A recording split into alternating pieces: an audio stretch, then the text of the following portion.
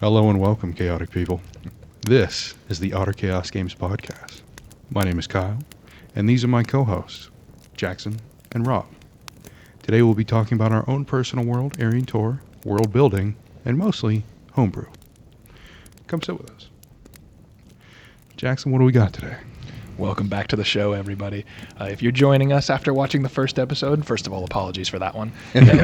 Second of all, welcome back. We're really glad that you're here. And if you're listening for the first time or just checking us out and giving us a try, know that we are three guys sitting around trying to hopefully do something in the D&D space, but also have a good time while we're at it. Absolutely. So, Rob, for the new listeners, you get 30 seconds this time. Last time you got a whole episode.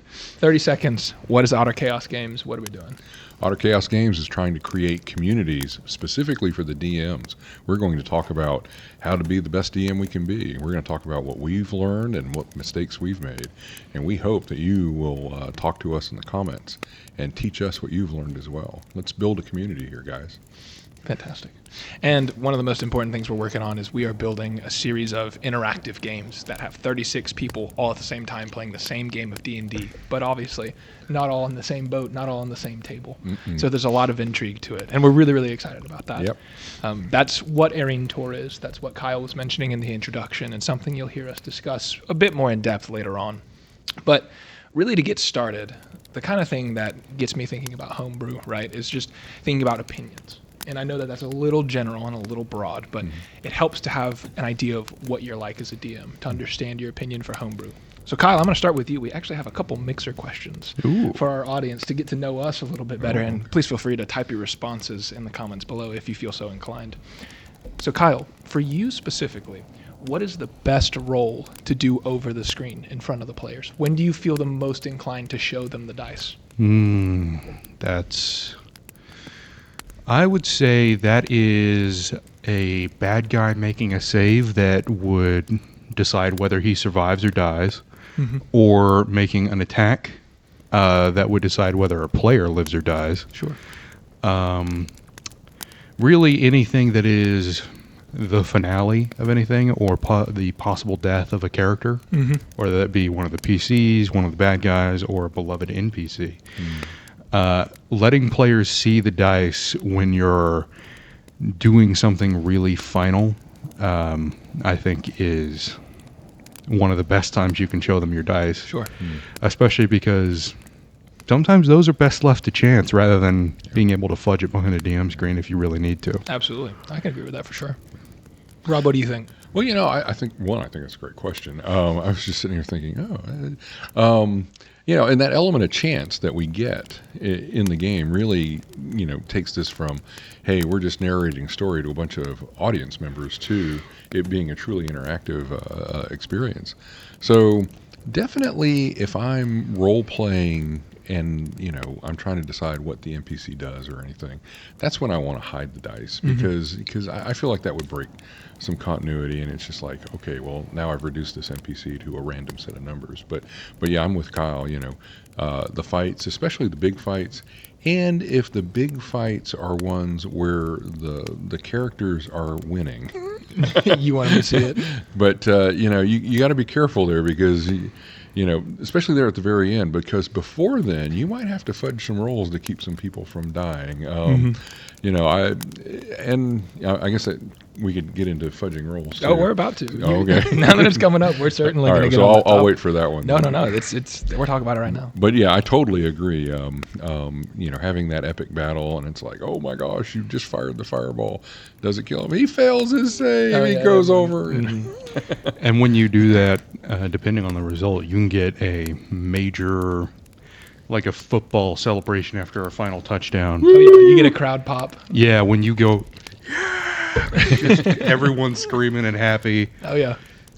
And then for months and years afterwards, you remember that time? Exactly. We all have those encounters that just, oh, yeah.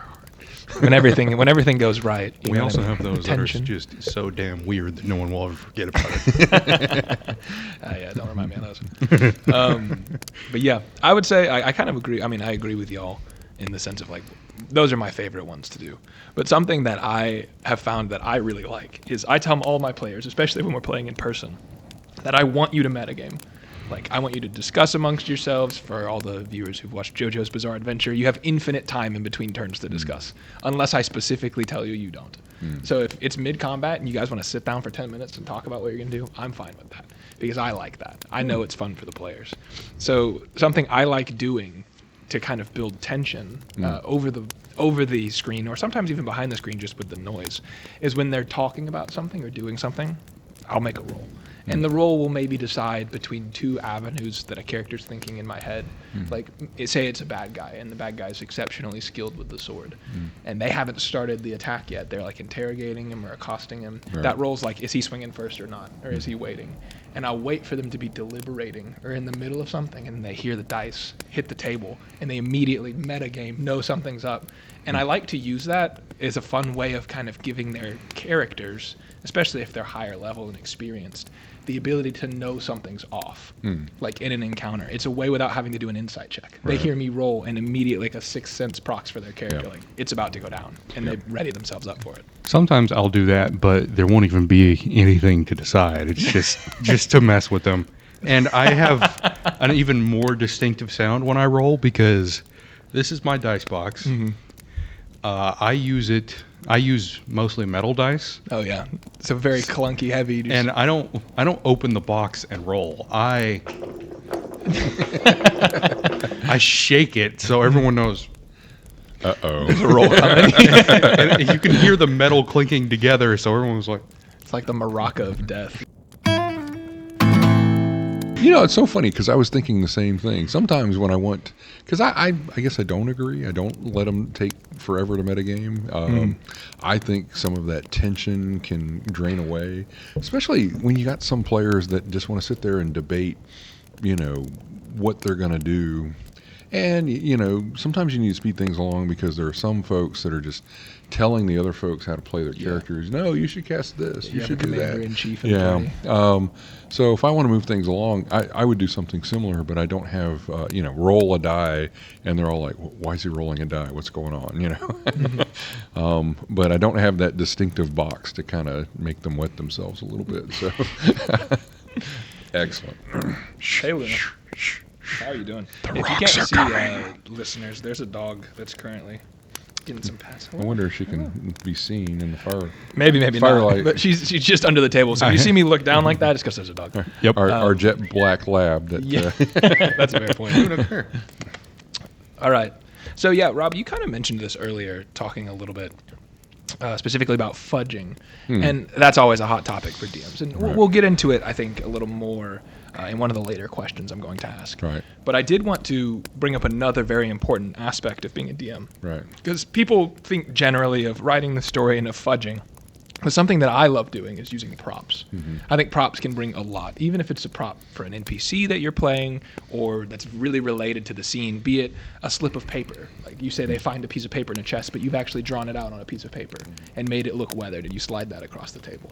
That's some of my favorite things to do as a DM, is give the player something tangible. So I was going to ask you guys, what do you think, if you've used props, is the best prop you've ever employed, and why? So I tend to not use props. Most of the time it's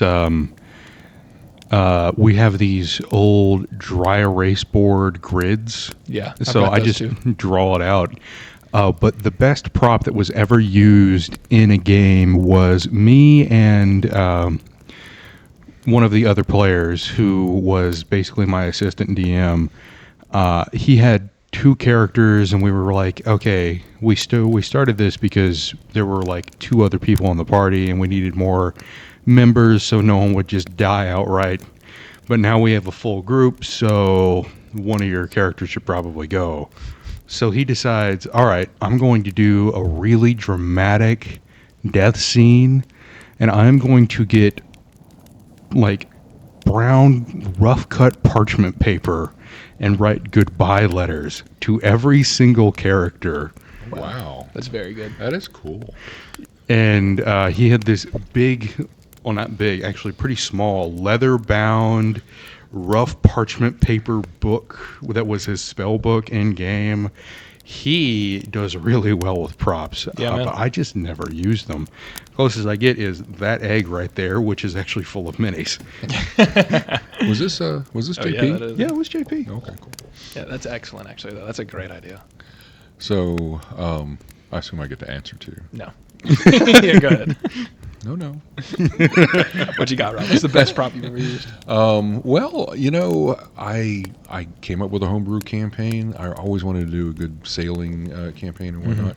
And so, and this was kind of funny, is that I kind of didn't let them know ahead of time because I wanted it to be a campaign where they didn't plan on being sailors and they kind of ended up, kind of lost at sea, right? But I gave them two really cool ships, three-masted schooners and whatnot.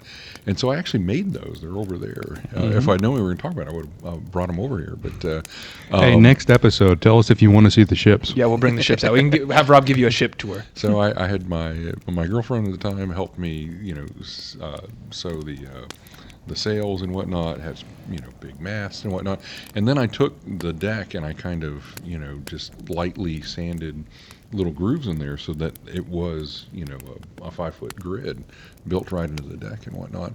And so I did two of these, and these guys were so chicken or whatever.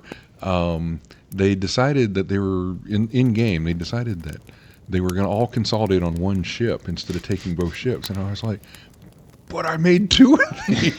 And the whole story was revolving around two of these. So I kind of had to vector and whatnot. But, they ended up just using the one ship, and then the other one just kept cropping up during You just the found game. new ways to bring. Oh, and there's this other. Yeah, I mean, you go through the trouble making all these props, and they don't even use half of them. Come on. So See, that's the beauty of the 3D printer, though, Yeah. for the props, is that if I have an idea, I just either can find one that's online that's close enough, or I can make it myself.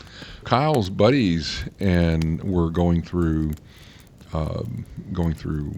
Pathfinder Kingmaker at the beginning of COVID, and of course he was fairly younger at that point, and we were kind of all isolated, and I decided they had already started building the kingdom, so I took all of the maps and I photocopied them and I scored them and put them on foam board and whatnot and built reliefs because the maps were built in reliefs as well.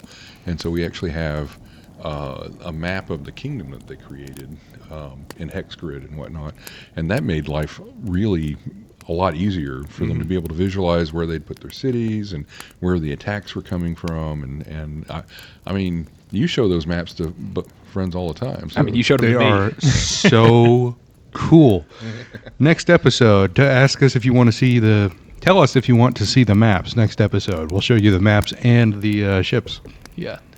And really, I mean, I actually completely forgot that you did that. I wasn't trying to segue you into that question or into that answer. But kind of something that when I was sitting down thinking about, what is it that we do as dungeon masters or game masters, however you want to call it? What are Right. the things that bring us joy? Really, that is the key to homebrew, in my opinion. So what I wanted to ask you guys are what are some of the favorite things you've ever done? What roles have you made over the thing that brought you happiness, that made it fun to sit on your side of the table? What props did you pour a lot of energy into that gave you the opportunity to, have some fun with the game? And me, myself, I use a lot of little props. I'm not as sophisticated as Yeah, tell us about your large-scale prop. maps and ships. Most of the time, it's simply for a character. Like, for example, I told you, I actually think I may have mentioned it in last episode, that I made a wizard who had a Pseudodragon companion. Right. So I had a little Pseudodragon that I Oh, would put nice. up on my shoulder Yeah. whenever I was playing as him. Yeah. Or I had another character who had a pipe. Uh-huh. And to not be noxious to all of my fellow game members, I had a little bubble pipe that Yeah. I 3D printed to blow bubbles while I was playing as him. Things like that, because those help me get into character and really kind of just enjoy it a bit more. It's a little more honest how you're playing the NPC. Luna, quit barking, honey. Maybe she smells a wolf approaching the campfire. Now you can see her. Yeah, there she is. Hey, All Luna. right, girl. Boy, you are just not going to be calm during this recording, are you? She really isn't. She wants to be part of the team. Those sound like pretty good props, I got to say. Well, 3D printer makes it easy. Yeah, 3D printer cheating a little bit. does add a whole lot of ability there, doesn't it? Yes, Oh, yeah. sweetie. How you doing? Thinking about props, there was one I used as a player, actually. Oh, yeah? I only got to use it once in one game because the DM immediately afterwards told us that he was really busy and couldn't finish writing the campaign. Oh, the worst. So, Oh, that stinks. yeah, it's all right. part of life. He's going to get back on it when he has time. But Dad and I, we went to this fair, and there was a guy selling a bunch of wooden contraptions and stuff, and he had this one cedar wood wand. Luna, cut it out. This cedar wood wand, and I was like, ooh, I'm going to play a wizard who whittled his own wand after being a farmer for 40 years. That's pretty good, actually. So you brought the wand along with you? Yeah, so I brought the wand to the game, and it was just sitting on the table. I never actually did anything with it, but... It's about the ambiance. It's about the vibes. Yeah. I had a group, and we did a Christmas episode, and I had them bring gifts. You know, it was almost like a Dirty Santa, right? But find things that you think your character or some character would want to use or wear, right? And so they brought them in, and I kind of assigned things. It's like, okay, well, this is a bag, nice leather bag, and this is a bag of holding, right? And this is a tiara of, headband of intellect or something like that. And so the game kind of had competitions, and all these things were wrapped. And so, I said, if you win, then your character gets to unwrap one of the presents, right? And they were all up on the mantle there. And so people were winning things and then being able to pull one of the gifts and unwrapping them and then deciding if they wanted to keep it or pass along. And then afterwards, I started saying, okay, so these are your magic items, but you have to wear them or bring them to the next game to be able for your character to have them. That's awesome. I know. That's a good idea. So we had, folks wearing the tiaras, and we had somebody had found a potion bottle with neon lights in it, so it was a glowing potion. Extra healing, things like that. It was a lot of fun. So that actually reminds me of something I did. I still do for just about every Christmas. We have a bunch of Christmas-themed hats, a bunch of elf hats that have real bells on them. I'm sure that's not annoying. It's actually, they're pretty quiet, so you surprisingly don't hear them that much. A headband that is reindeer horns, antlers, and a Santa hat. I always wear the Santa hat because I'm the DM. That's my goodness. The eye roll plus the I'm the DM. Ugh, knife to the heart. It's also my hat. I don't think fair. anyone wants to wear it, especially because I used to wear it when I was sleeping. I used to wear it as a sleeping cap. No way. Seriously? Seriously. Like the felt-lined kind of Santa hats with the... when was this? When I was a kid, I used to wear that hat to bed, especially around Christmas, because I was so excited. Dude, that's actually very sweet. I was gonna make fun of you, but that's actually very sweet. So I'm your dad. I didn't even know that. I'm feeling kind of bad now. Yeah, I'm kind of imagining you like having duct taped the hat under your bed, playing it cool. You're like, no, dude, like I'm just going. You're like 17. You're like, no, dude, I'm just going to bed. Leave me alone, dad. And then you like reach under real quick and when you go to sleep. Oh, That's actually sick. but what I do with the hats is the players can find them in game. And if they wear them throughout the game, they get to have a power associated with that specific hat. Yeah, that's good. So there's a 50-year-old man who's just wearing deer antlers the entire time. And one guy who really likes to dress up and do cosplay, especially in steampunk kind of thing, who always dresses as steampunk Santa and brings his own Santa hat. So you're like dueling Santa hats. Mm-hmm. It's like having it's like having a guest at your wedding show up in white. You gotta be like, dude, or lady, whichever. You gotta leave. Sorry, nope. It doesn't help that he looks a lot like me. Dueling DMs.